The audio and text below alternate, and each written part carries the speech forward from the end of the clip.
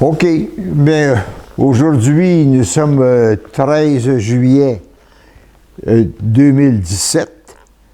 Je suis rendu, j'ai mes 89 ans et demi passés.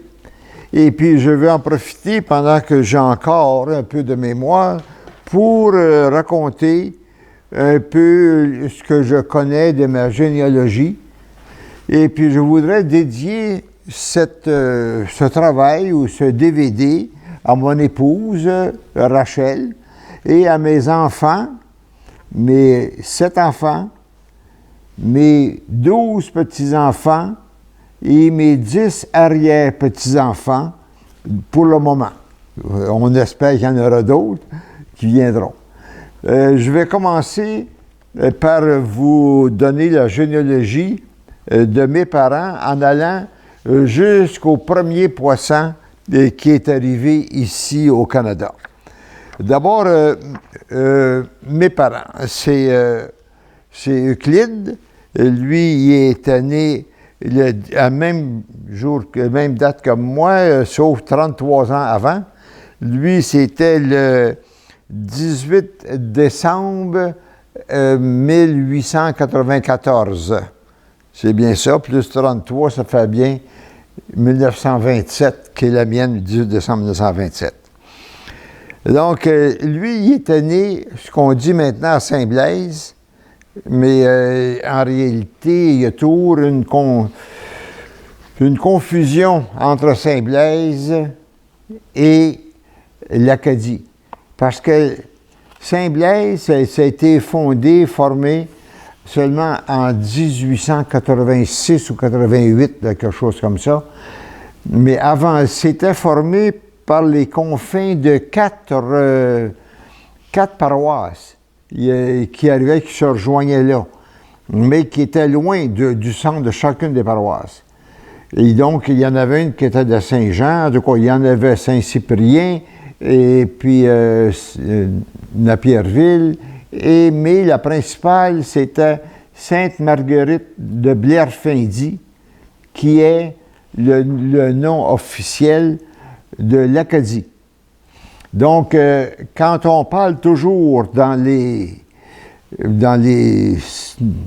écrits de Sainte-Marguerite de Blairfindie et de l'Acadie, c'est que à cette époque-là, la terre de mes parents, de nos parents, les vôtres comme les miens, de nos ancêtres, était toujours au même endroit, mais qu'on appelait anciennement Sainte-Marguerite de Blairfindie ou l'Acadie.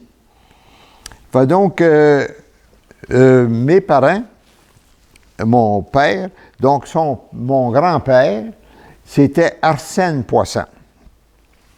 Arsène Poisson, lui, son père était Laurent Poisson. Laurent Poisson, lui, qui était né en 1825, je me souviens, là, je ne le vois pas ici, là, 1825. Et puis Laurent Poisson, lui, son père, c'était Marcel Poisson, avec Catherine Couture. Lui, il s'était marié en 1823. Mais lui, je me souviens que Marcel était né en 1788. En 1788, oui, c'est ça, 1788. Et puis que Marcel, lui, il venait de Joseph Poisson. Il devait l'appeler Joe, certainement. Dans le temps, c'était des coutumes. Tout le monde s'appelait Joseph, tous les hommes, comme toutes les femmes, Marie. Donc, Joseph Poisson, lui, il était né, baptisé en 1754. Et c'est donc mon arrière-grand-père, en 1754. Et son père, lui, c'était Pierre Poisson. Pierre Poisson, lui, qui était né vers 1706. Puis qui, lui, c'était le premier poisson né, pas le premier poisson né, mais en tout cas, son père, Jacques Poisson, était le premier arrivé ici au Canada.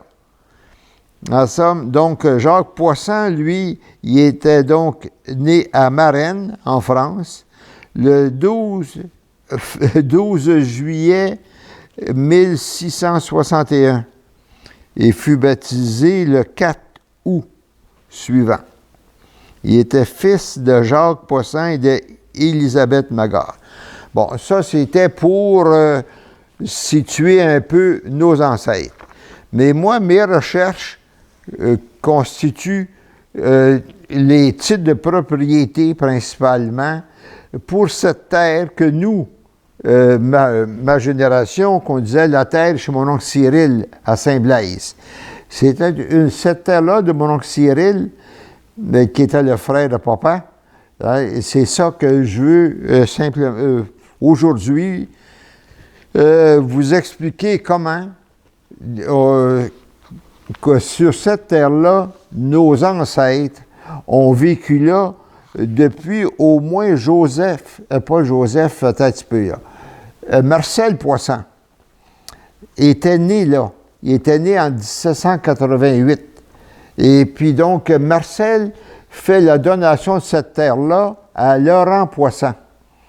Puis Laurent Poisson, dans un arrangement de famille, il la donne à son fils Laurent, que lui est célibataire et que lui la vend à Arsène, mon grand-père. Donc, Arsène va demeurer là, et puis de Arsène, cette terre-là, il s'est vendu à son fils Cyril. Et puis mon oncle Cyril est décédé là, et puis je me souviens pas, j'ai quelque part en quelle année que ça a été vendu. Ça a été vendu à une de mes cousines, mais du côté de maman, du côté des Perriers. Et lui et son mari, c'était le Maurice Lefebvre. Donc, ça a été acheté par Maurice Lefebvre, après, qui était le mari de ma cousine.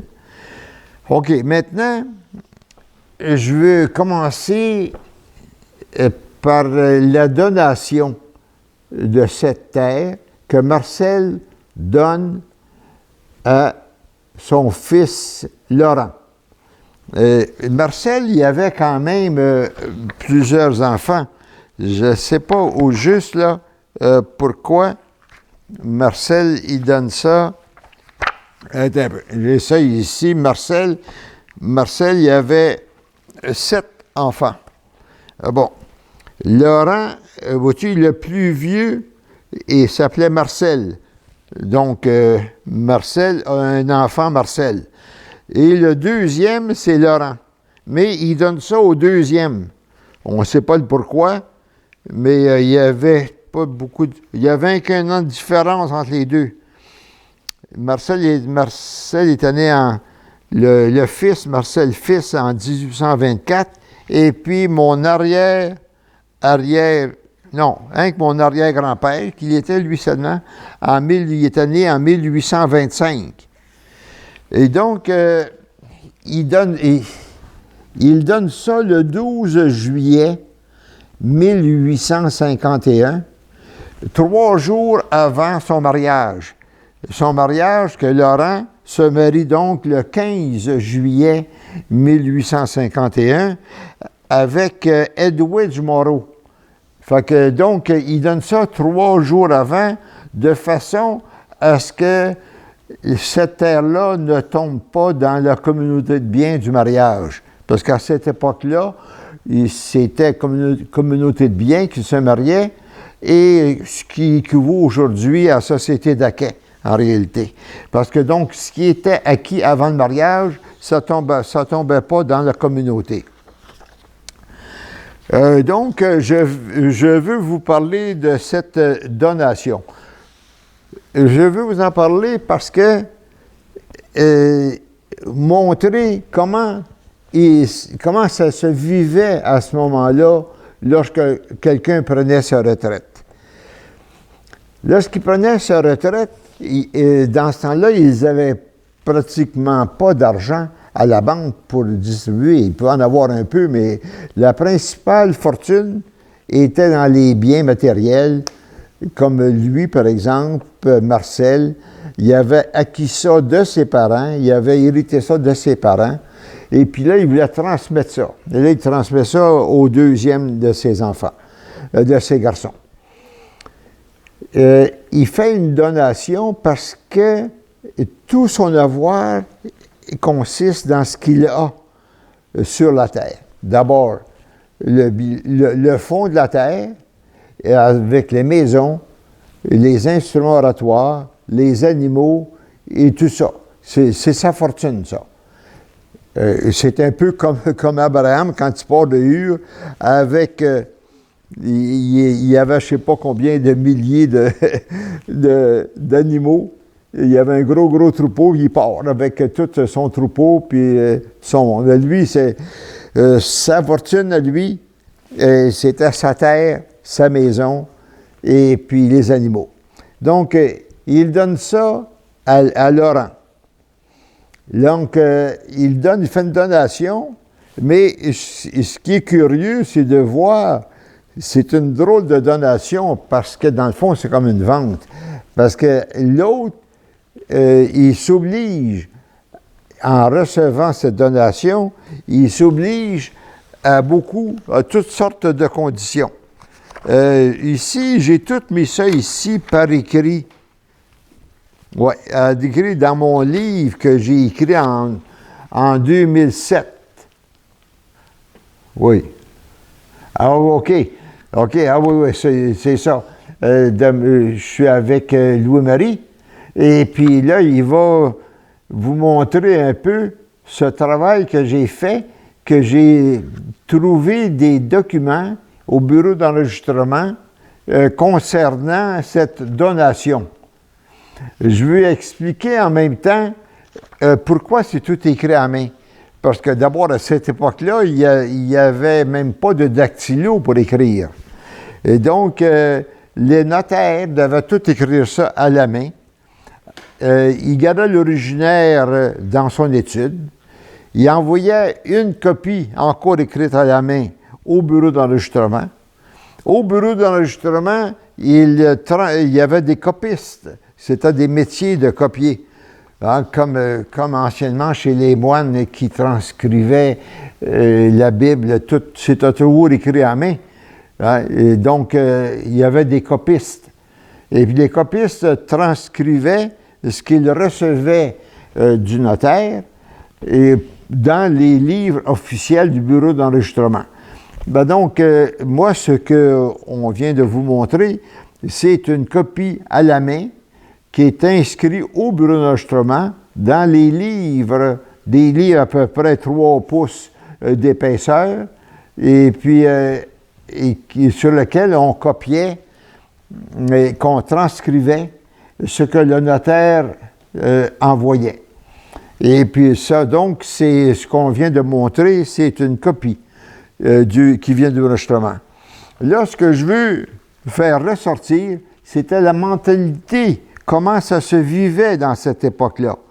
Donc, quand il fait sa donation le 12 juillet 1851, 3 jours avant son mariage avec Edwidge Morrow, qui se marie donc le 15 juillet 1851.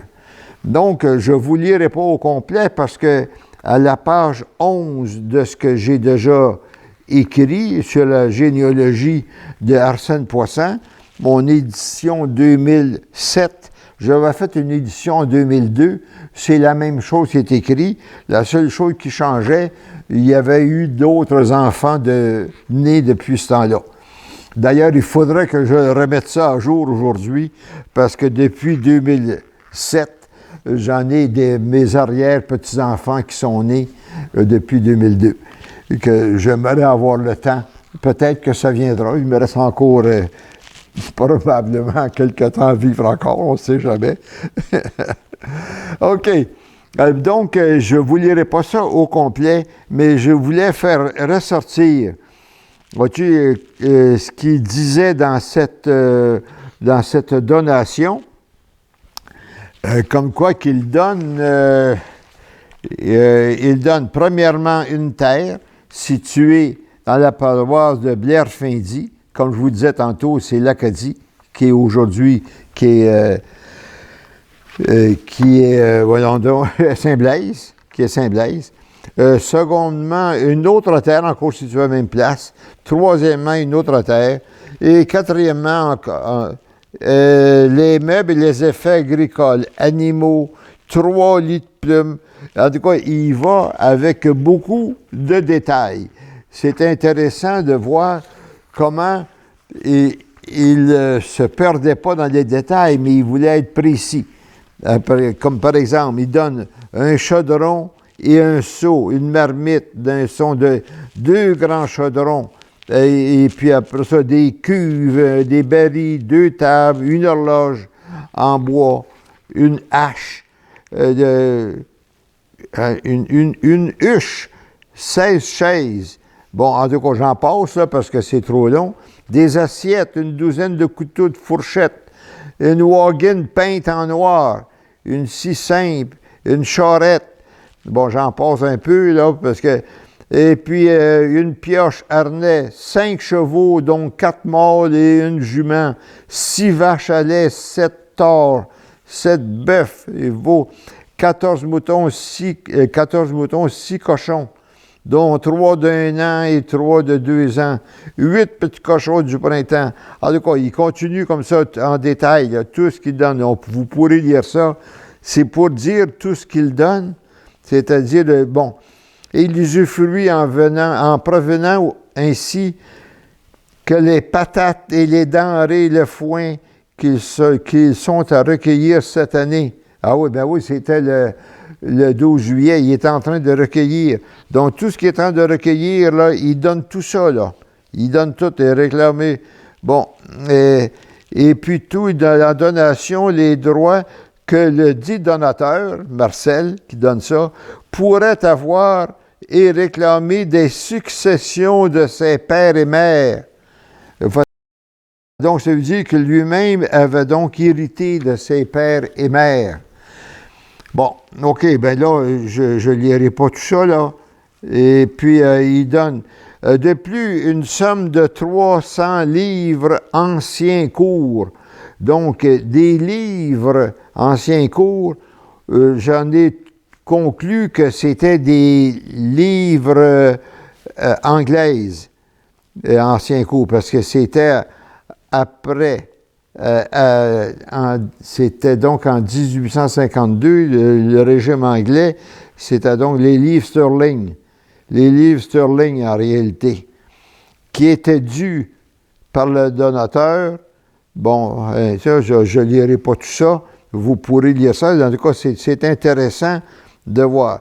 Et puis, le donateur, Marcel, se réserve une chambre chaude dans la dite maison qu'il donne. Et puis après ça, il donne aussi le droit de se servir des effets ménagers.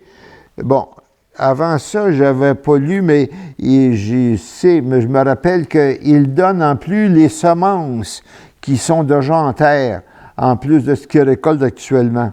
Il donne tout. Mais en échange, Laurent, son fils, il se doit à Marcel, en somme, de lui fournir une chambre chaude, puis les droits de se servir du ménage. Bon, en tout cas, il donne, et donc, le fils a beaucoup d'engagement, en somme, envers celui qui donne, qui est Marcel. Les dits donateurs auront le droit de prendre et de se servir des meubles, et puis, bon, OK, de tout ce qu'il y a dans la maison.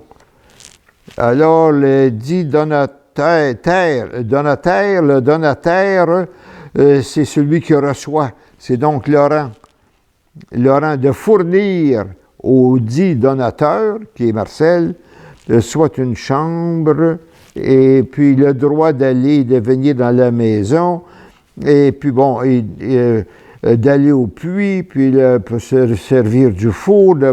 Et puis, si ça ne marche pas, là, parce qu'il va se marier dans 3 jours, si ça ne marche pas avec la bru, là, il devrait y bâtir une petite maison près de celle qui vient de lui donner.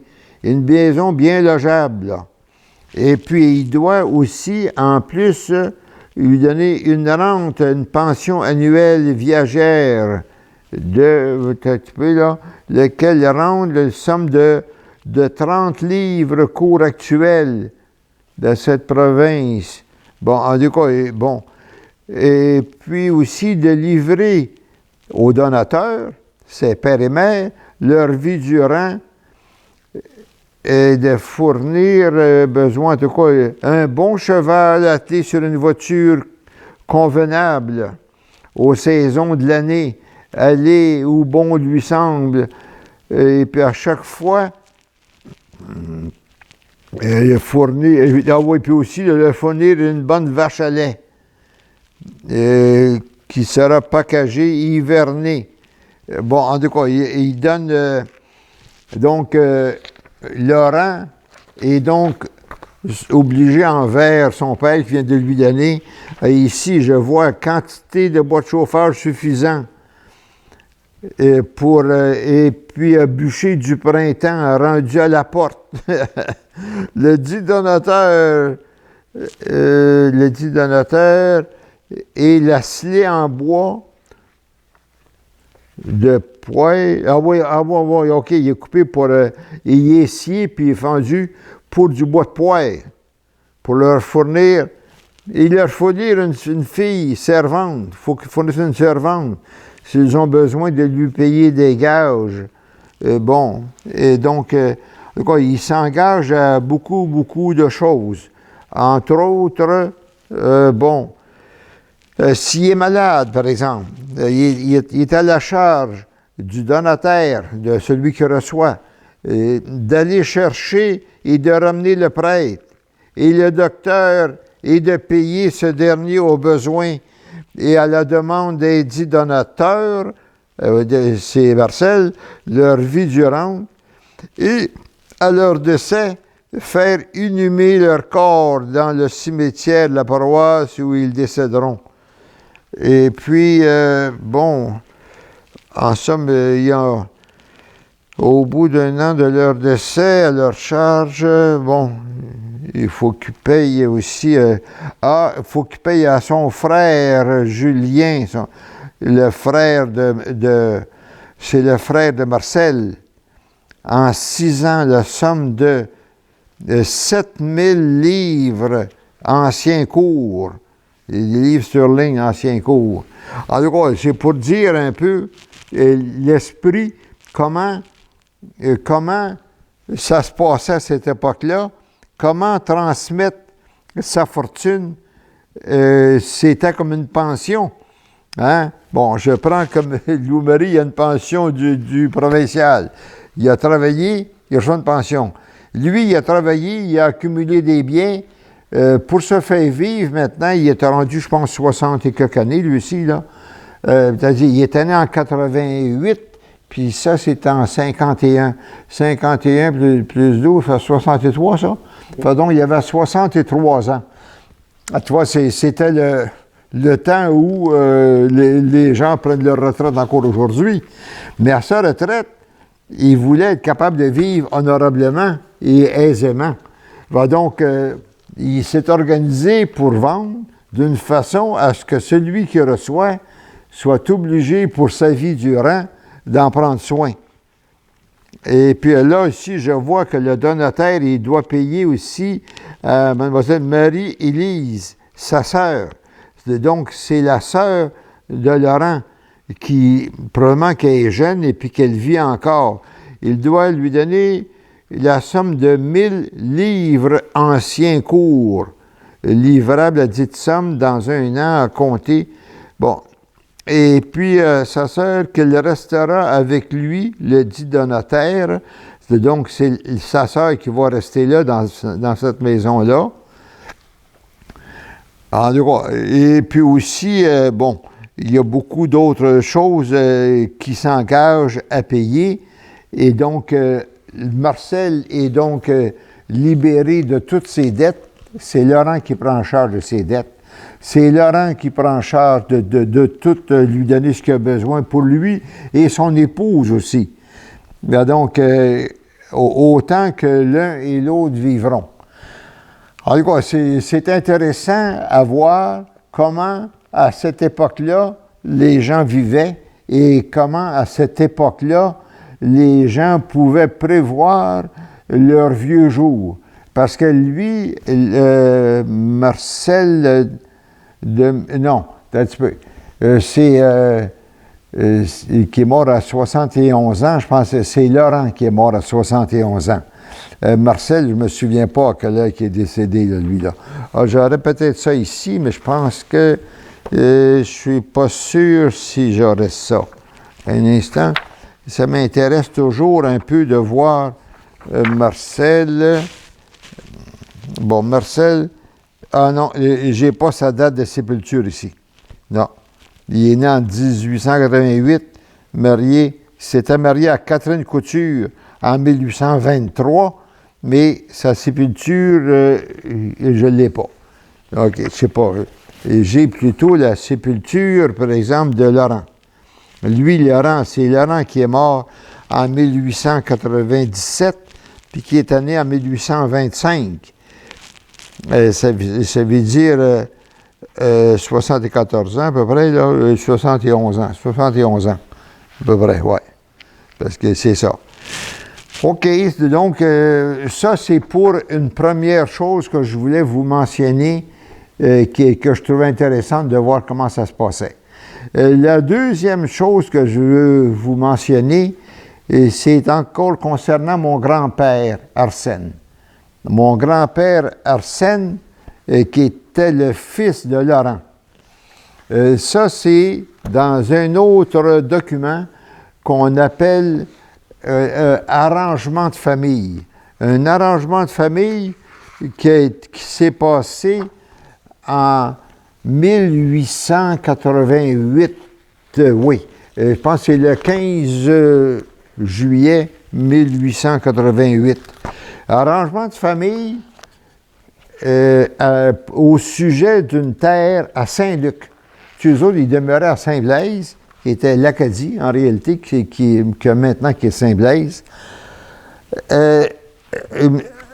Sa femme, Edwidge Moreau, qui s'était marié 2 jours après, le 15 juillet 51. En 1875, son père est décédé. Son père, j'essaie de retrouver où est-ce que c'est en même temps, là. Son père, qui s'appelait Jean-Baptiste Moreau, il est décédé en 1875. J'ai ça quelque part, là. En 1875, je pense que c'est je ne sais pas si j'ai la date, là, peu importe la date précise, je pense que c'était le 12 juillet, pas le 12 juillet, c'était, bon, en tout cas, c'était au mois de juin, et que Arsène, attends un peu là, non, pas Arsène, excusez-moi, c'est pas Arsène, c'est Laurent.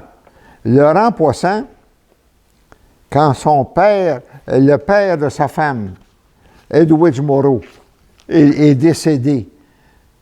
Quand son père est décédé, donc, il s'appelait, lui, Jean-Baptiste Moreau. Jean-Baptiste Moreau avait beaucoup d'enfants. Mais Laurent a payé les autres membres de la succession pour que la terre, le lot 58 de Saint-Luc, que ça devienne un bien propre à sa femme, Edwidge Moreau.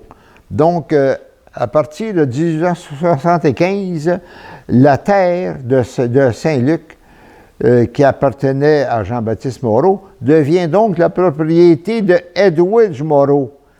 Donc, son fils, Arsène, qui est mon grand-père, il avait donc 13 ans à ce moment-là. À 13 ans, ben, ça commence à travailler sur la terre un peu. Mais eux autres, ils demeuraient à Saint-Blaise, à l'Acadie.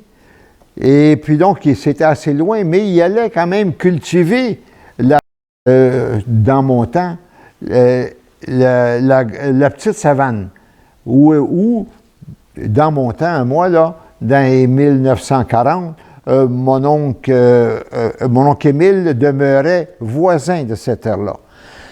Mais là, je reviens, là, je fais un peu du coq à l'âne, là, je reviens à l'arrangement de famille. Donc, Edwidge, elle meurt en 1883, de mémoire, là, en tout cas, j'ai tout ça dans mes notes quelque part, là, en 1883 qu'elle décède. Donc, quand elle décède, ben là, en 83, donc, il était rendu, Arsène, il était rendu à 21 ans. À 21 ans. Donc, moi, je comprends que, parce que Laurent avait un fils, Laurent, qu'on appelle Laurent père, Laurent fils. Laurent fils, qui était donc le frère aîné de Arsène. Il avait à peu près 9 ans, plus vieux qu'Arsène. Donc, 9 ans, quand Arsène avait 13 ans, donc Laurent avait 22 ans. Donc, 22 ans, donc il était l'aîné.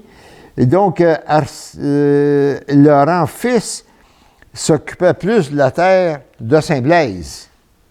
Mais donc, Arsène, lui, qui était le plus jeune, de 9 ans, il a fini par s'établir sur la terre de Saint-Luc, dans la petite savane. À quel âge qu'il était s'établir là, on ne le sait pas. Mais il s'est marié, lui, Arsène, il était né au mois d'avril 1862. Et puis il s'est marié, il s'est marié 2 fois. Et la première fois qu'il s'est marié, c'était en 1884, mais je vais vérifier pour voir là si c'est bon. Laurent, Arsène. Oui, c'est ça, c'est bien ça. Il s'est marié le 10 février 1984 avec Alice Moreau. Donc, en 1984, lui, il était né en 62, il est donc rendu à 22 ans. Il n'avait peut-être pas encore ses 22 ans parce qu'il avait 21 ans parce que c'était le 25 avril 62, puis là, c'est au mois de mai que c'est marié. Le 10 février. Donc, il y avait encore presque 22, mais il y avait encore un que 21 ans. Bon, s'il s'est marié à 21 ans avec une fille de Saint-Luc, puis il s'est marié à Saint-Luc, ça veut dire qu'il était établi un petit peu en tant que célibataire sur cette terre que sa mère, Edwidge, avait à Saint-Luc, qu'elle avait hérité, et puis qui était devenu comme bien propre parce que son mari avait payé le restant de succession. Donc, en 84, donc, il se marie, mais il est donc là depuis 2-3 ans, admettons vers l'âge de 18 ans, qu'il demeurait en permanence là-bas. Donc, c'est pour ça que, comme c'est lui qui, depuis l'âge de 18 ans, qui cultivait cette terre-là, et quand sa mère est morte, je pense que c'est en 83, c'est ça, donc, quand sa mère est décédée, c'est toujours lui qui restait là, mais il n'y avait pas de bien propre, ça n'y appartenait pas. Ça appartenait toujours à sa mère et à la succession de sa mère. Mais comme sa mère était décédée 1 an avant, bien là, ça venait fatigant de toujours cultiver, améliorer la maison et tout ça sur une terre qui ne t'appartient pas, qui appartient à une succession, puis qu'il y a beaucoup de monde dans cette succession-là.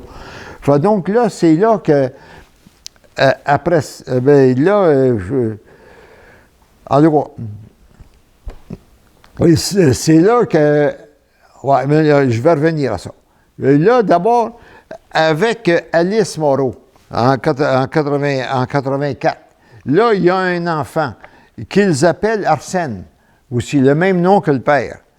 Donc, Arsène, lui, le fils Arsène fils est donc né le 24 novembre 84. Donc, ils sont corrects, là, c'est pas un petit bébé né d'avant le mariage, là, parce qu'à cette époque-là, c'était important, là. Hein? Donc, il y a bien ces 9 mois entre le mariage, le mois de février, et puis ça force, par exemple, mais en tout cas, mais ils sont corrects. Donc, Arsène, donc, qui naît de ce mariage avec Alice Moreau, Alice Deneau, avec Alice Deneau, il naît ce bébé-là. Mais Alice, elle est morte, j'ai pas la date de décès, mais je sais qu'elle est morte à peu près, pas longtemps, 1 an après. Donc, le bébé avait quelques mois seulement avait quelques mois lorsque sa mère, Alice, est décédée. Donc, à ce moment-là, comme il était à Saint-Luc, que les parents de Alice étaient aussi à Saint-Luc, c'était leur petit bébé, leur fils, leur petit-fils. Eux autres, Alice, ses parents, ils étaient ce qu'on appelle, nous autres, dans mon temps, la Grande Savane. La Grande Savane, ça, c'était dans la maison où, finalement, mon oncle LDI a fini par acheter cette terre-là en 1932. Puis, donc, en tout cas, c'est dans la Grande Savane, qui est aujourd'hui le boulevard Saint-Luc, qui est la grande route. Et puis, donc, ses parents étant là, il fallait bien qu'il fasse garder le petit bébé, il y avait quelques mois. Donc, il était sûrement allé les faire garder chez ses parents, dans la Grande Savane. Mais là, dans cette maison-là, il y avait Malvina qui était plus jeune. Donc, Malvina, elle s'occupait pas mal du petit bébé, mais à un moment donné, elle s'est occupée aussi du papa, qui était Arsène. Donc, puis Arsène a commencé à trouver que Malvina, qu'elle était pas mal fine, elle était pas mal belle à part de ça. Et puis, donc, il a décidé de la marier. Mais avant de la marier, il s'est dit, avant de marier, il faut que je règle mon histoire de titre de propriété avec cette terre où je demeure dans la petite savane à Saint-Luc. Donc, il voulait régler cette histoire-là. C'est pour ça qu'ils ont fait ce qui est enregistré comme étant l'arrangement de famille. Donc, l'arrangement de famille, c'était pour finalement donner un titre de propriété à Arsène. Donc, cet arrangement de famille, j'en parle ici toujours dans mon même livre de 2007, là, édition 2007, à la page numéro 5. Là, ici, parce que j'ai plusieurs pages dans ça, parce que c'était compliqué et le notaire, finalement, a très bien décrit la situation. Moi, je vais vous la résumer quand même, là, parce que c'est trop long à lire. Et puis, quand on lit ça, ça prend quelqu'un d'assez habitué pour saisir tout l'ensemble. D'abord, il fait intervenir toutes les personnes qui ont le droit à l'héritage, qui avaient des droits à l'héritage de Edwidge. Parce que Edwidge était morte en 83, et puis ça, c'est en 88. Mais ça s'est signé finalement le 15 octobre 88. Mais là, à ce moment-là, il fait intervenir tous ceux qui pourraient avoir droit de... Et puis ici, ce qu'il y a de curieux, à cette époque-là, les femmes n'avaient pas le droit de signer à moins que leur mari leur donne le consentement. Donc ici, je remarque que Jean-Baptiste Godin, c'est lui qui signe pour... D'abord, il y avait 2 religieuses ici. Il y avait Sœur Marie-Valérie et l'autre, c'est Sœur Marie Gentienne. Je me rappelle des noms par cœur parce que je ne les vois pas ici, là. Mais donc, toutes les personnes qui pourraient de près ou de loin avoir droit à l'héritage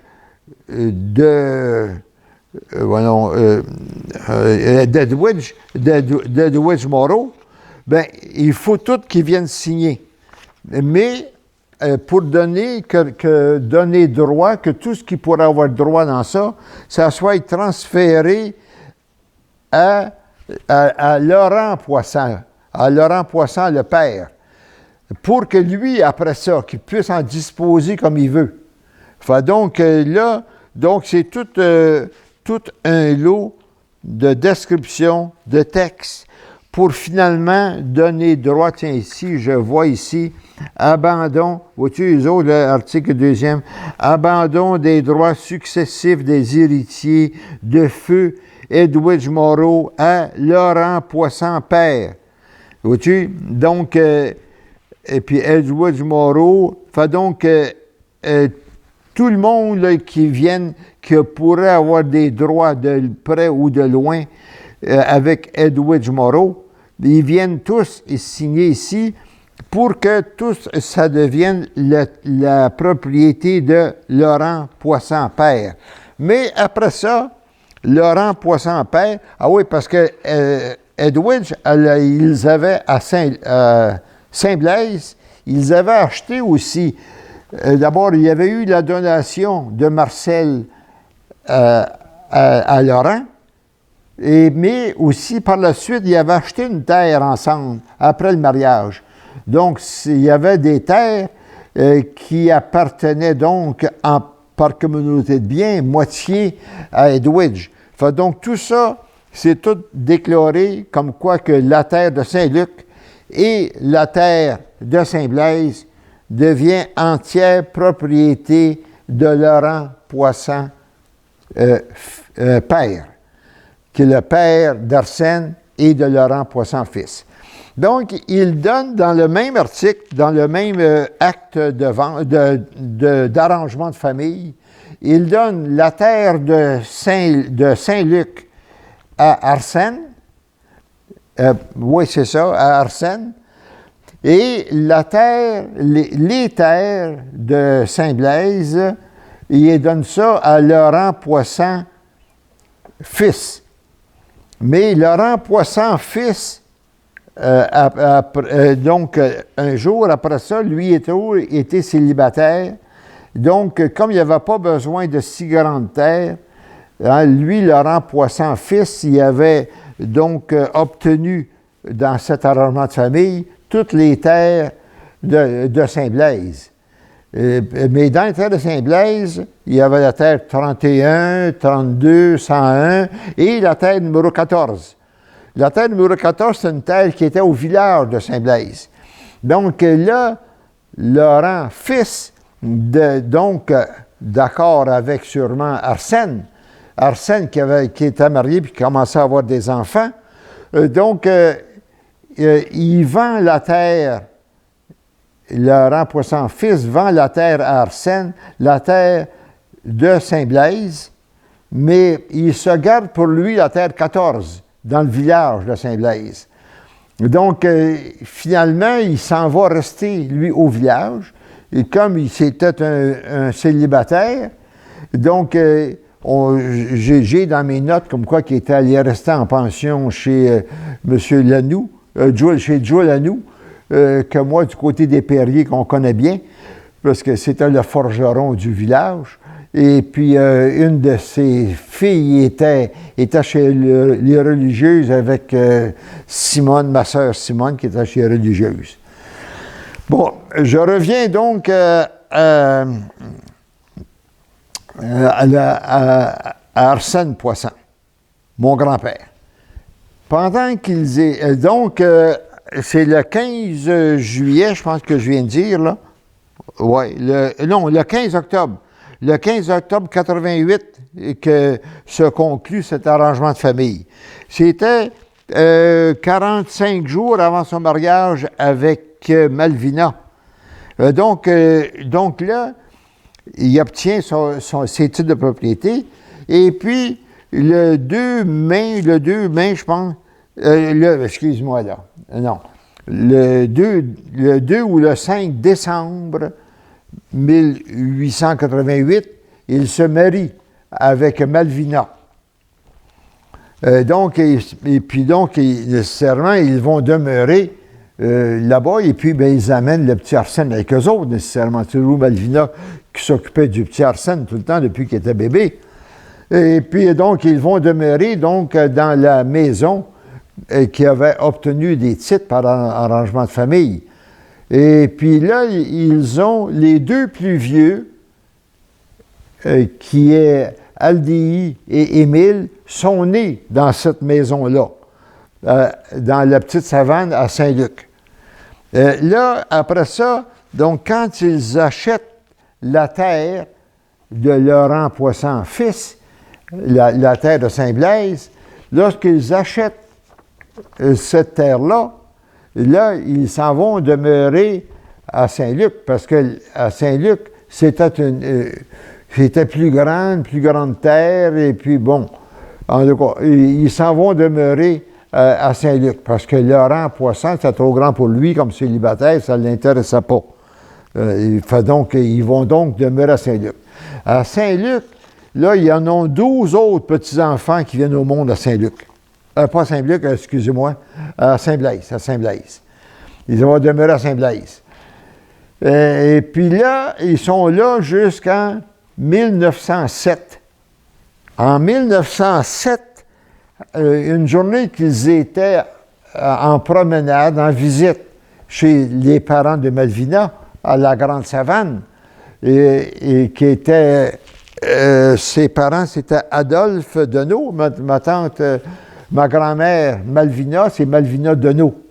Donc, les Deneau, comme d'ailleurs la première épouse, c'était une Deneau, la première épouse de mon grand-père Arsène, c'était Alice Deneau. Là, sa deuxième épouse, c'est Malvina Deneau. Elle, en réalité, c'est la nièce de sa première femme. Donc, il se trouve à marier sa nièce, en réalité. Mais il n'y avait pas grande différence d'âge, en réalité. Il y avait quelques années d'âge de différence. Ils étaient assez proches. Donc, une journée, en tout cas, je reviens, là, une journée que Arsène et Malvina étaient en promenade à Saint-Luc, à la Grande Savane, chez les parents de Malvina, en parlant, eux autres, Malvina compte qu'ils avaient l'intention de s'en aller dans l'Ouest. Dans l'Ouest, parce que là, c'était une époque où l'Ouest se développait beaucoup. L'Alberta et puis toutes les provinces de l'Ouest. Ils voulaient s'en aller dans l'Ouest pour essayer de faire fortune, pour avoir plus de facilité à gagner leur vie, parce qu'ils étaient rendus, il y avait donc eu 12 enfants, puis il y en avait 2 de là-bas, plus les 3. Donc, ils étaient donc rendus à 15. Il y avait 15 enfants. Donc, là, les parents de Malvina leur disent, « Bon, mais pourquoi ça, vous venez pas vous installer à Saint-Luc ici? Moi, nous autres, on pourrait vous vendre ça. » Bon, donc, d'une affaire à une autre, en tout cas, finalement, Arsène et Malvina décident d'acheter la terre de Saint-Luc, la terre de la Grande Savane, où on a connu, nous autres, comme étant mon oncle L.D.I., qui était mon parrain. Donc, de la Grande Savane, ils achètent finalement la terre de la Grande Savane, en hypothéquant cette terre de Grande Savane qu'ils achètent, hypothéquant leur terre de Saint-Blaise, et puis tout ce qu'ils avaient, je ne sais pas, probablement qu'ils n'avaient plus la terre la petite terre de Saint-Luc, la terre de Edwidge, probablement que, je ne sais pas s'ils l'avaient encore. Mais en tout cas, ils s'hypothèquent au maximum pour acheter cette terre-là. Fait donc, en 1907, ils déménagent là, finalement. Ils déménagent là, à Saint-Luc. Et puis, là, à Saint-Luc, la dernière des enfants, qui est ma tante Gilberte, Gilberte est née là, à Saint-Luc. Donc, mais là, ils étaient rendus, donc, les 15 enfants de Malvina, plus l'enfant de Alice, ils étaient rendus à 16. Mais donc, là, nécessairement, pendant ce temps-là, par contre, les plus vieux commençaient à vieillir, parce que si je me souviens, Arsène est décédé, attends un petit peu là, pas ça ici, il est décédé dans ces années-là à peu près. Donc, c'est dit qu'Arsène était probablement, oui, en 1908, Arsène est décédé, il s'est noyé à Verchères le 15 juillet 1908, donc un an après. Donc, il était né, lui, Arsène, le jeune Arsène, il était né en 84. Il était il est mort, il avait donc 23 ans. Il n'avait pas encore ses 24 ans. Il était né le 24 novembre, puis il est décédé le 15 juillet 1908. Donc, il avait 23 ans et demi à peu près. 23 ans, ça veut dire qu'il était parti de la maison de lui à ce moment-là. Donc, probablement qu'en 1907, quand ils sont déménagés à Saint-Luc, peut-être qu'Arsène était où il est parti de la maison à ce moment-là, peut-être, on ne le sait pas. On n'a pas de détails de ce qu'il a vécu, lui. Mais pour dire quand même, ça faisait pas mal une grosse famille à déménager puis à s'installer à Saint-Luc. Parce que là, à ce moment-là, les autres étaient plus jeunes nécessairement, là. Lui, en 84, le plus vieux, c'est mon Caldei qui est né, lui, de mémoire, je pense que c'est le 5 septembre 1889. 89. Donc, c'est ça. Donc, lui, il était plus jeune, c'est normal, 89. Il y avait à peu près 5 ans. 5 ans de différence avec qu'on appelle le petit Arsène, qui était Arsène fils. Bon, OK. Donc, là, j'étais rendu que les oncles sont rendus à Saint-Luc en 1907 et que vient au monde la Benjamine, et qui est ma tante Gilberte, qui vient au monde. Elle, c'est ça, en 1909, attends un petit peu. Quelle année qu'elle est née, elle, là, 1909 ou 1908, attends un petit peu, là. Elle, c'est née, ma tante, 1909. 1909, c'est ça. C'est ça. En 1909 qu'elle était née, elle. Donc, bon. Donc, ça vous donne une bonne idée de ce qui s'est passé dans l'histoire des Poissons. Et là, sur cette terre, la terre de Saint-Blaise, donc, ils allaient toujours faire les foins, les récoltes. Ils partaient de Saint-Luc pour aller faire les récoltes à Saint-Blaise, les foins et ainsi de suite. Donc, les garçons partaient pour plusieurs jours et puis ils s'arrangeaient tout seuls dans cette maison-là qui était vide, mais qui servait seulement pour eux autres quand les garçons allaient faire les foins ou les récoltes. Puis en hiver, ils allaient ce qu'on appelait presser le foin. Ils mettaient ça dans une presse, formaient des bales pour le vendre. Il fallait qu'ils vendent le foin, parce que les autres, ça prenait un peu d'argent aussi.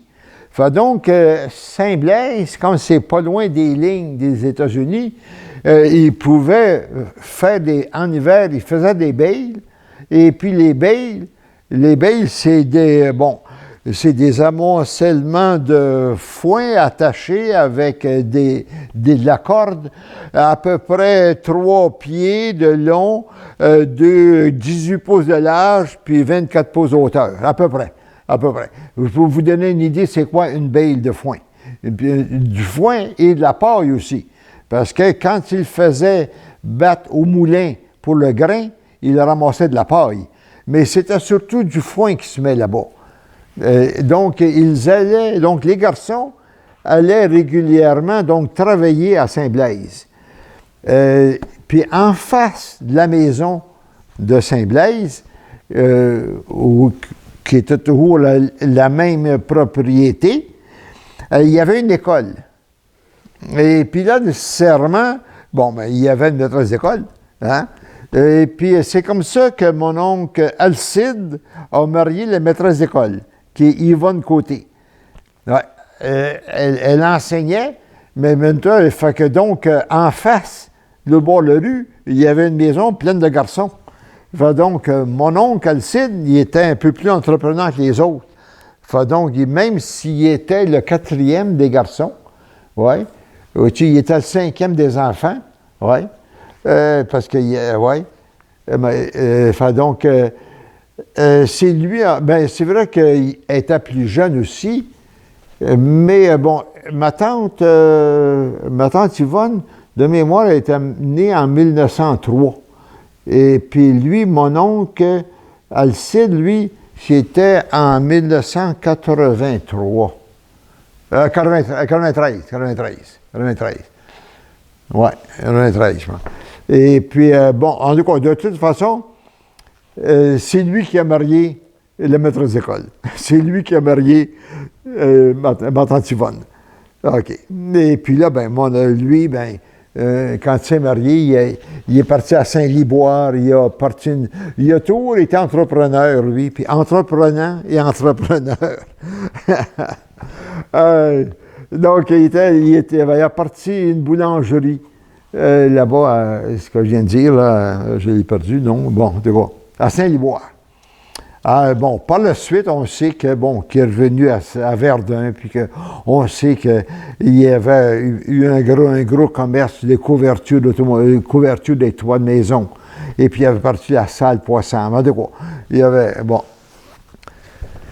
Et puis, là-bas, dans cette école-là, en face, il y avait aussi de mes tantes Perrier du côté de ma mère.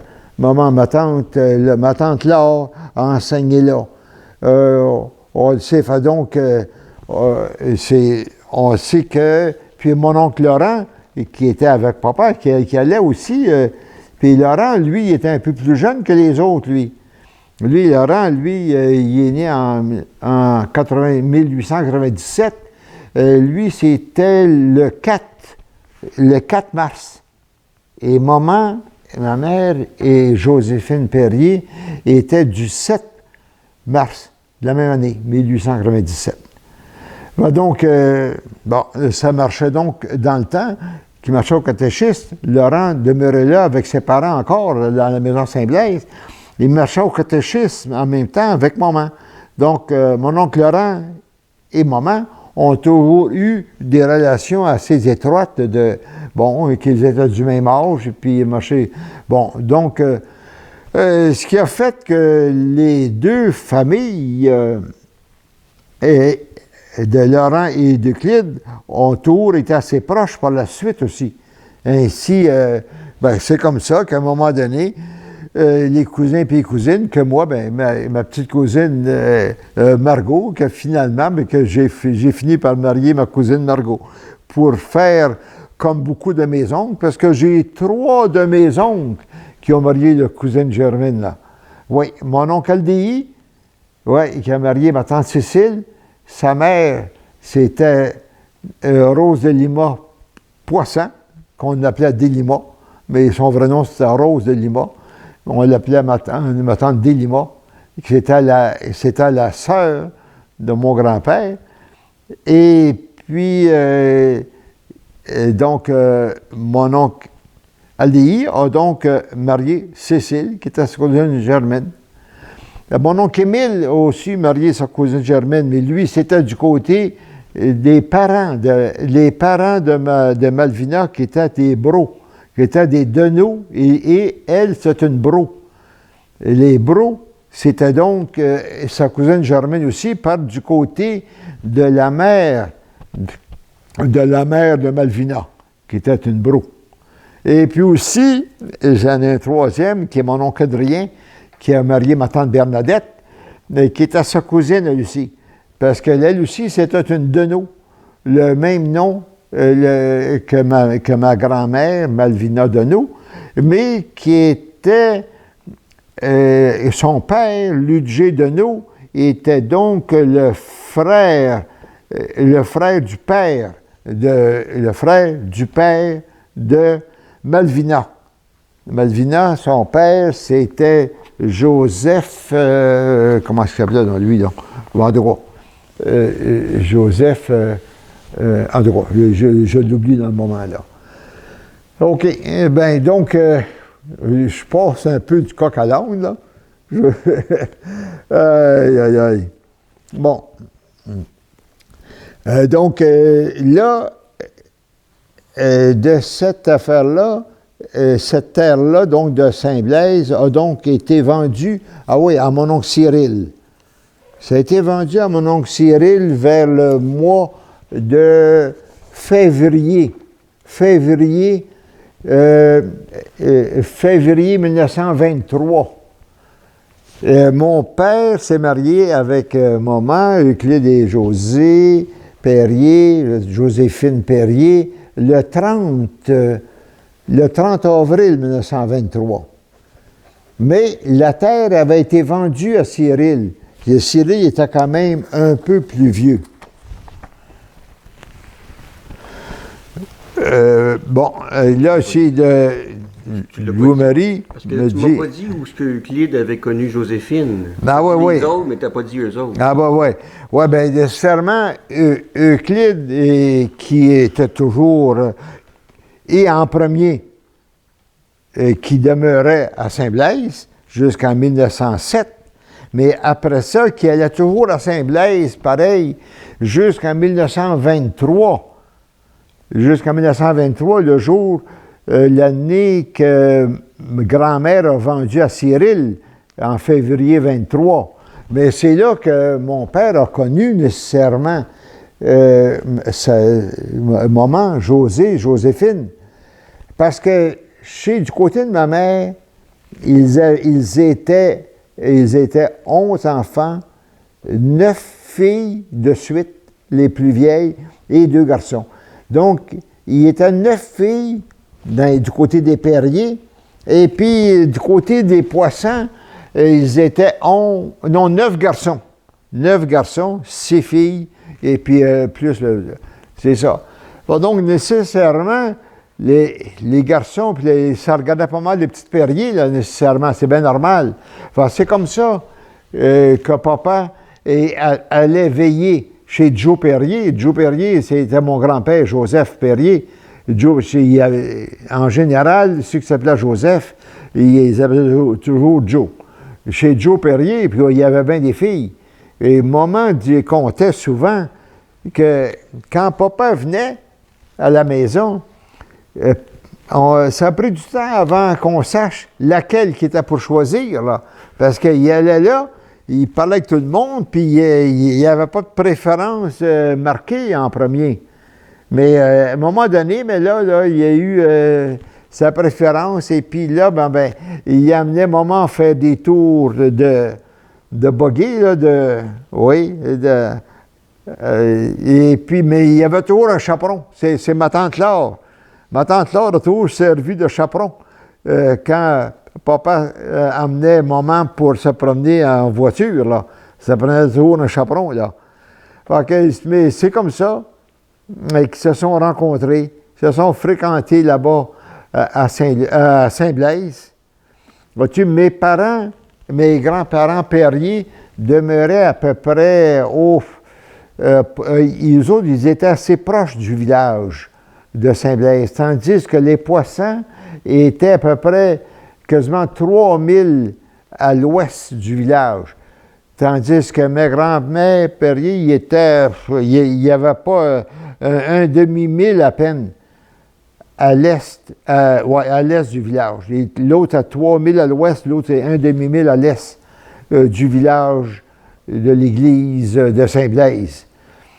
Donc, mais quand papa partait de Saint-Luc après ça, pour venir voir maman, je ne sais pas quand, le samedi ou le dimanche, je ne sais pas comment est-ce que ça fonctionnait. Je sais que dans cette époque-là, il y avait des jours qui étaient reconnus qu'on pouvait aller voir sa blonde, les mardis, jeudis puis samedi. Donc, mais papa venait sûrement pas de Saint-Luc, ça faisait loin, il venait à cheval de Saint-Luc. La Grande Savane, aller à Saint-Blaise, ça commençait à être pas mal loin. Ça donne en 1000, de Saint-Blaise à Saint-Jean, c'est au moins 10 10 000. Puis de l'autre côté, un peu moins peut-être, là, mais pas loin. Mais il pouvait passer par la grande ligne. Et puis après ça, il prenait le grand, je ne me souviens pas du nom, là, qu'on l'a vu hier, là. En tout cas, il prenait des raccourcis quand même, là. Ouais. Mais ça faisait quand même minimum 15 000. 15 000, ça veut dire en kilomètres aujourd'hui, là, ça veut dire 1,6. Ça veut dire 25 km au moins, là. 25 km à cheval, ben, tu sais, ça prenait... Ben, papa, il avait son petit blond, qui était un bon petit cheval trotteur, qui était pas mal vigoureux, puis pas mal bon. Bon, OK.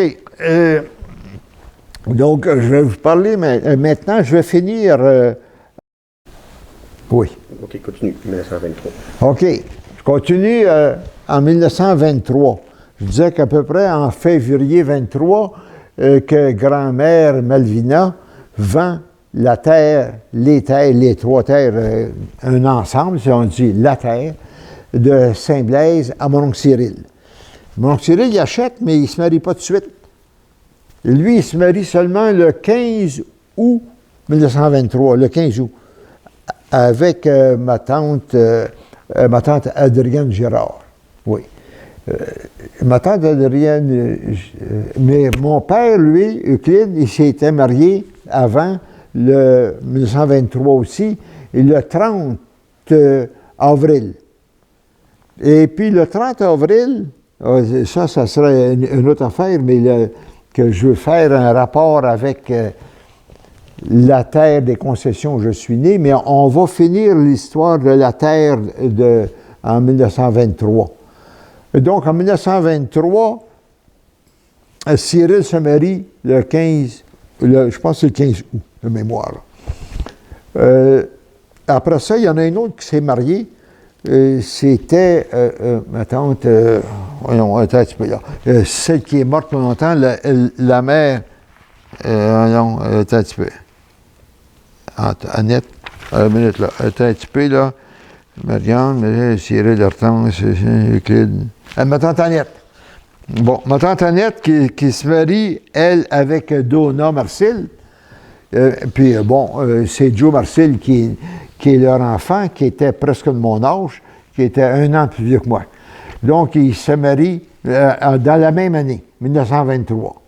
Donc, ils sont 3 qui partent de la maison la même année. L'année suivante, ben là, il y avait mon oncle Laurent qui s'est marié, lui, en 1924, lui, là.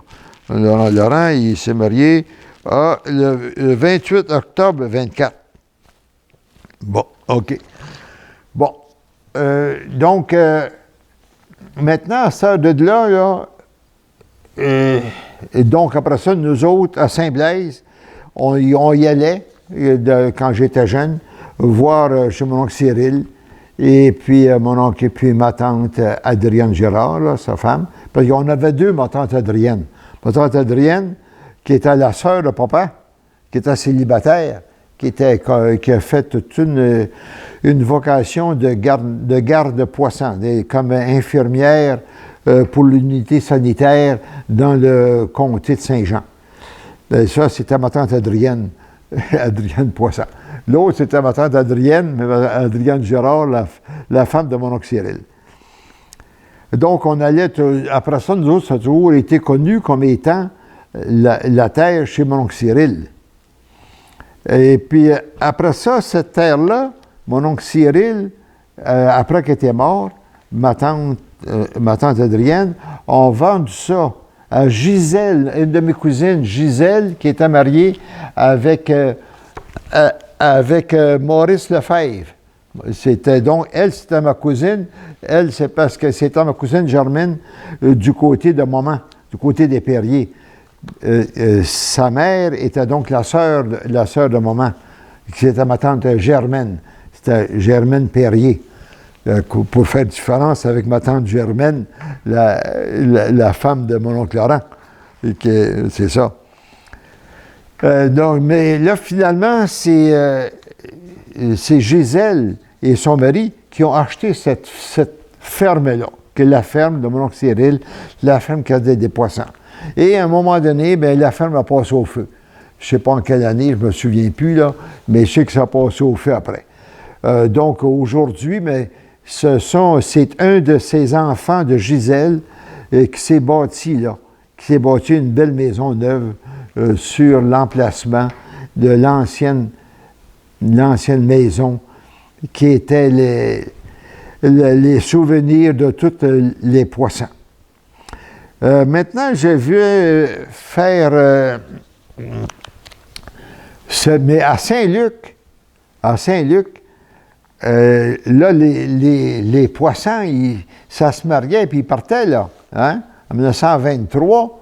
Hein, ça va donc, en 1923, donc, à un moment donné, il restait seulement mon oncle Roméo, qui était le plus jeune des garçons, sauf mon oncle Joseph, qui était prêtre, lui.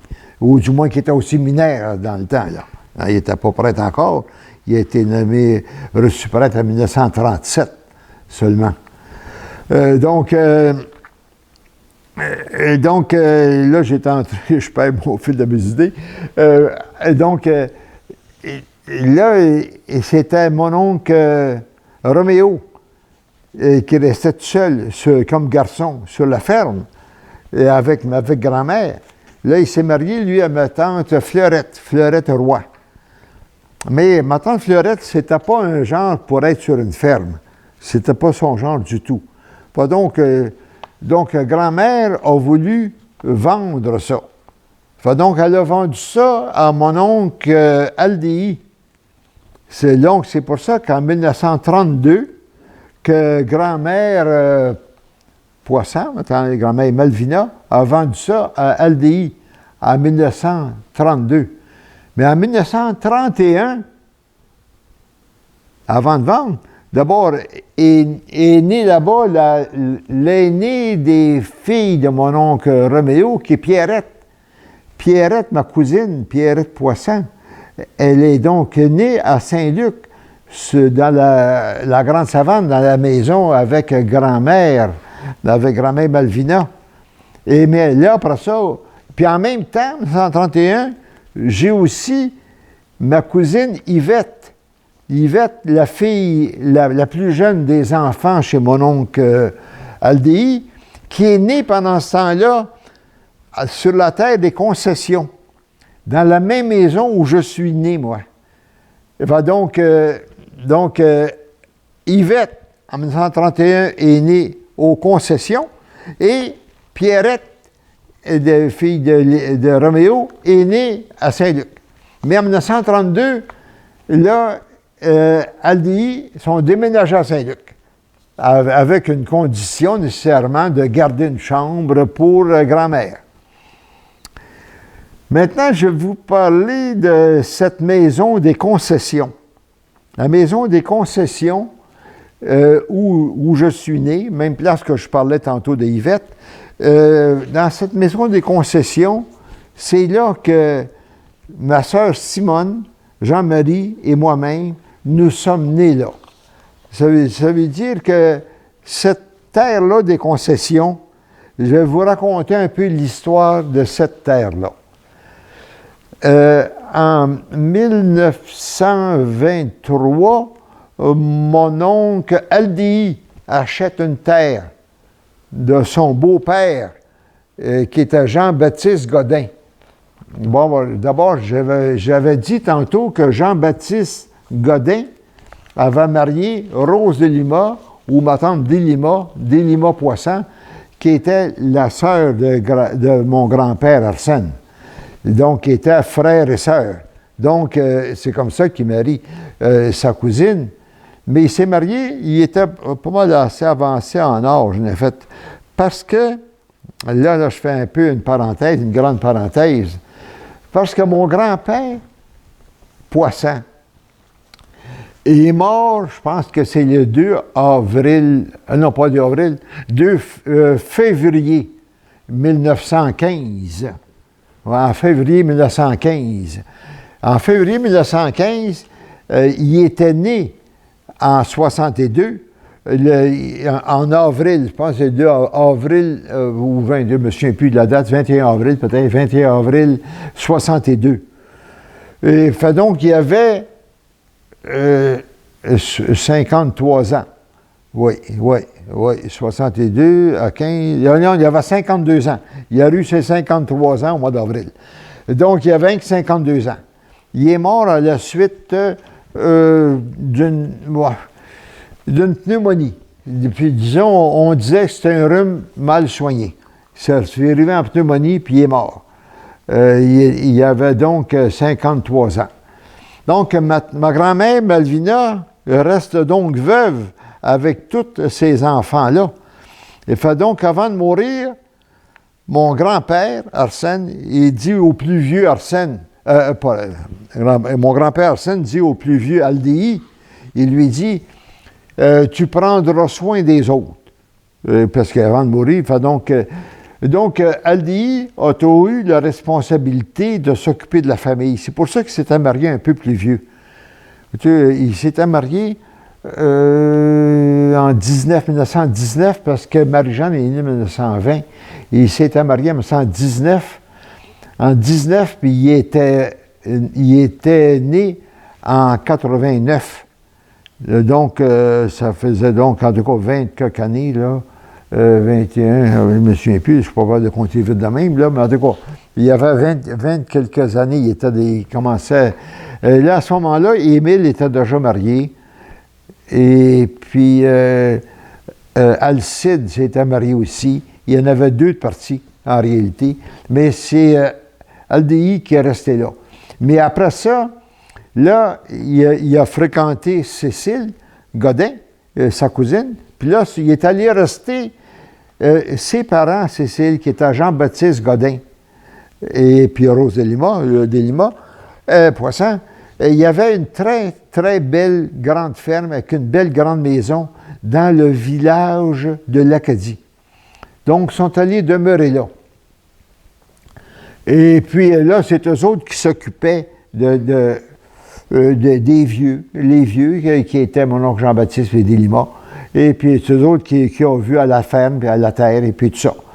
En 1919. Et puis, en 1923, il achète, au mois de février 23, il achète une terre au bout des concessions. Il achète ça de son beau-père, de Jean-Baptiste Godin, qui lui vend cette terre-là. Et puis, donc, c'était en février 1923. Papa qui se marie, lui, le 30 avril 23, donc je comprends que la terre de Saint-Blaise avait été vendue à mon oncle Cyril au mois de février, à peu près en même temps. Donc, Aldi a sûrement dit à Euclide, bien, si tu n'as pas de place, moi, je peux te passer cette terre-là, là, et la maison est vide, là. Fait donc, c'est comme ça que Euclide a donc aménagé avec son épouse, avec maman, José Perrier, dans le fond des terres de la concession, qui était un cul-de-sac, et que pour aller desservir des terres qui n'avaient pas de route pour desservir, et puis donc, c'était la dernière maison qu'on appelait le rang des concessions. C'est des terres qui avaient été concédées à la fin, pas longtemps avant. Et puis donc, c'est comme ça que nous sommes allés demeurer là, que mes parents sont allés demeurer là, en 1923. Et puis c'est comme ça, c'est là qu'est née Simone, en 1924, et le 8 février 1924.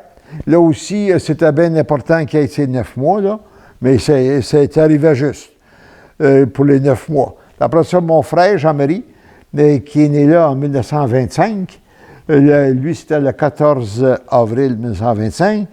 Et moi, le jour de la fête des 33 ans de mon père, je suis né le 18 décembre 1927. Mais cette journée-là, c'était une journée de grosse tempête de neige au mois de décembre, parce qu'à cette époque-là, il y avait plus de neige qu'aujourd'hui. Là. Il y avait des grosses tempêtes, puis on était dans... Et le bébé ne sortait pas. Fait donc, il a fallu que papa parte à la course avec son cheval, aller se rendre au village de l'Acadie. Du village de l'Acadie, il fallait qu'il aille à Saint-Jean chercher le médecin. Il revient avec les médecins. Heureusement que le médecin devait être libre, là, probablement. Il revient avec le médecin. Et puis là, ben, j'avais le cordon autour du cou. Fait donc, c'est pour ça que le bébé ne sortait pas. Fait donc, j'imagine, moment, tout ce temps-là, qui était dans les douleurs, et puis que les os étaient crevés, et puis que le bébé ne sortait pas, j'imagine toutes les souffrances que maman a dû souffrir avant que le médecin réussisse à me sortir de ses entrailles. Fait donc, et puis donc, dans une grosse tempête de neige. Alors, ça veut dire que papa et maman ont dû avoir chaud. Fait que c'est pour tout ça que tout de suite le lendemain, ils m'ont fait baptiser tout de suite le lendemain, parce que là, j'étais pas sûr que je vivrais. Mais finalement, je suis rendu à 89 ans et demi passés. Aïe, aïe, aïe. Je viens pour dire comment c'est ce que c'est dans la vie, comment c'est dans la vie. Et là, je veux vous conter aussi qu'est-ce qui s'est passé, comment ça se fait qu'on est parti de là. Bon, maintenant, je vais vous parler, ou je ne sais pas si je me répète peut-être, parce que je ne sais plus ce que j'ai dit, là. Des fois, j'en perds un petit peu ma mémoire, là. Mais en tout cas, peu importe. Je vais vous parler toujours de cette maison où je suis né, dans le fin fond d'un rang, le rang des concessions. Et la dernière maison d'un cul-de-sac, en plein champ, en pleine campagne. Cette terre-là avait été vendue par Jean-Baptiste Godin à son gendre à peu près en février 1923. Donc, comme je disais tantôt, papa qui se marie le 30 avril 23, donc avec entente avec LDI, il loue la maison avec la terre du rang des concessions, où il se marie le 30 avril 1923, qu'ils vont rester là. La location, dans cette époque-là, c'était moitié-moitié.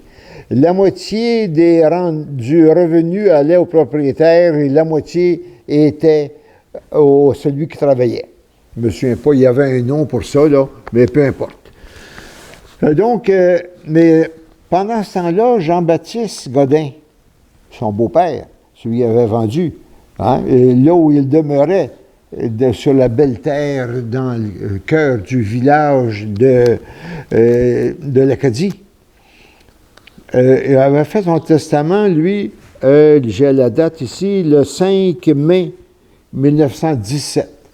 Mais lui, il décède après avoir vendu la terre en 23, loué à papa en 1923. Mes parents aménagent là, après le mariage, le 30 mai 1923. Là, dans son testament, il décède, il décède le 17 mai.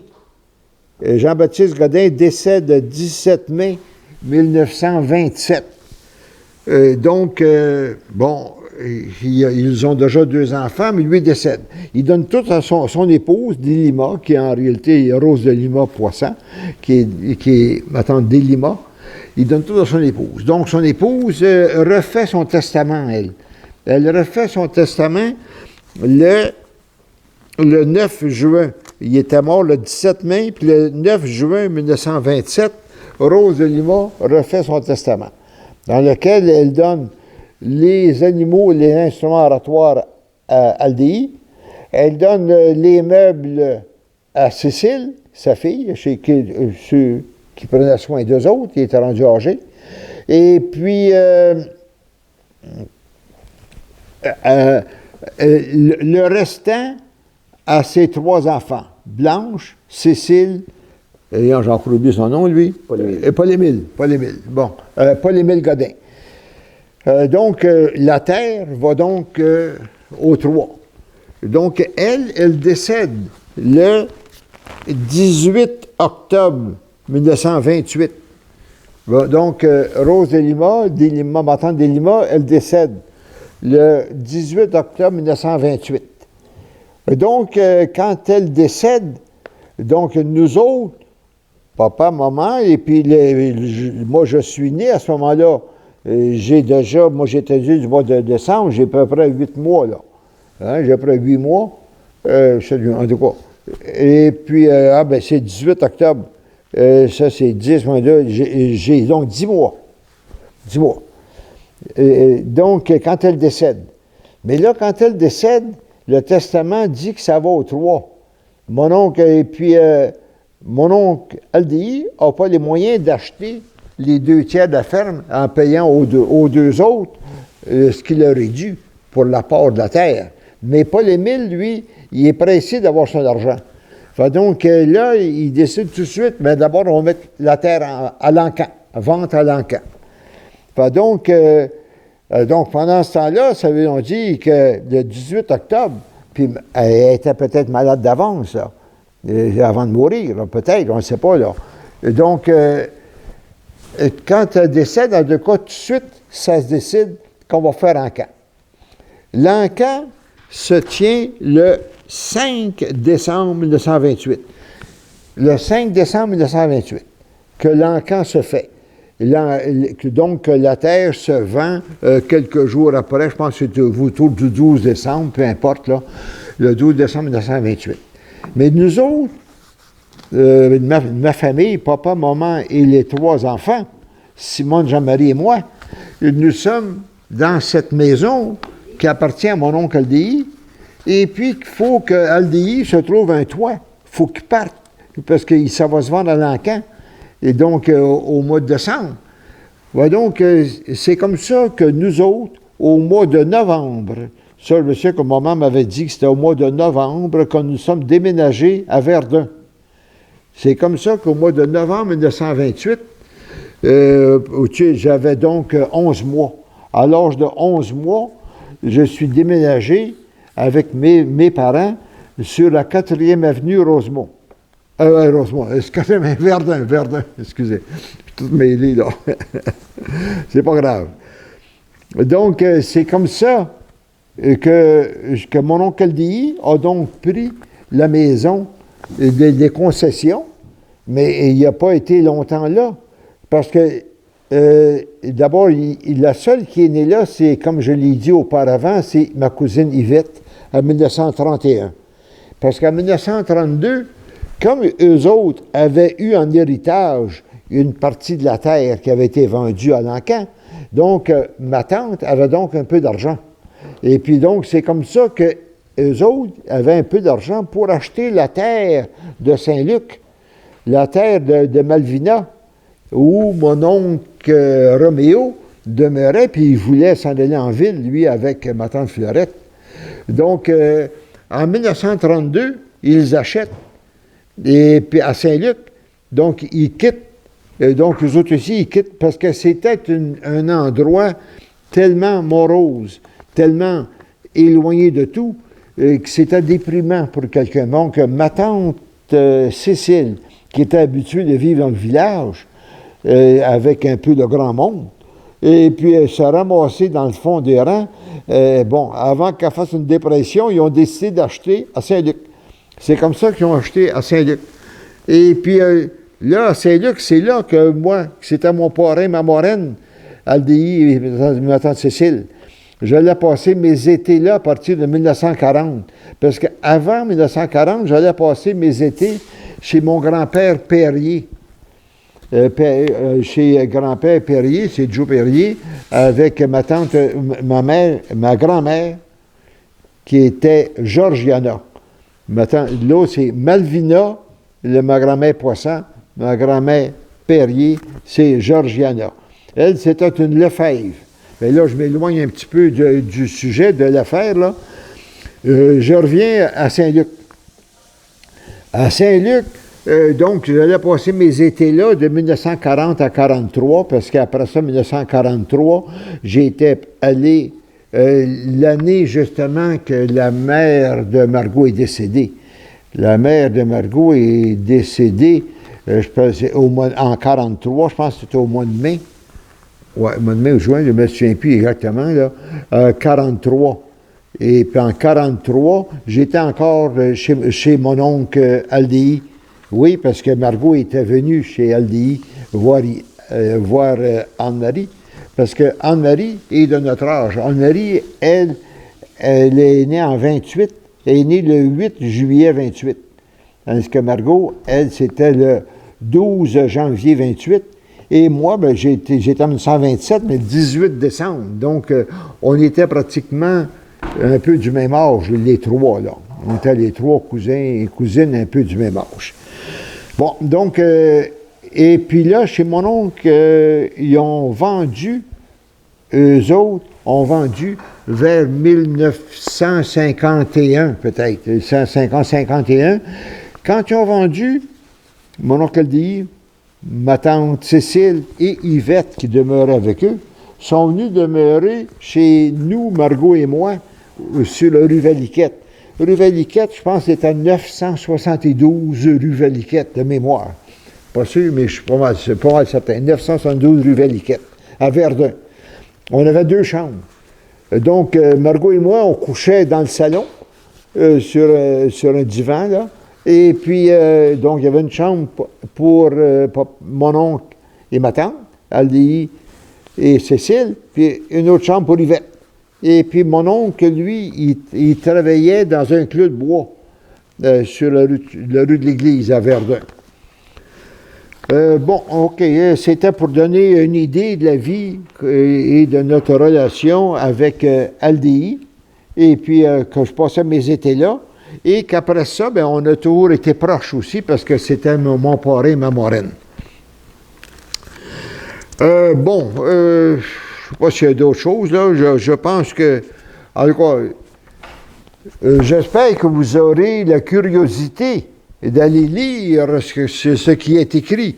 Parce que j'ai beaucoup d'écrits, c'est beaucoup plus intéressant à lire, à essayer de déchiffrer l'ancien français, parce que tout ce qui est écrit, que je vous ai montré tantôt, c'est tout écrit à la main, mais avec un ancien français, qui n'est pas toujours facile à lire parce que c'est écrit à la main, et l'ancien français aussi, qui ont des expressions différentes.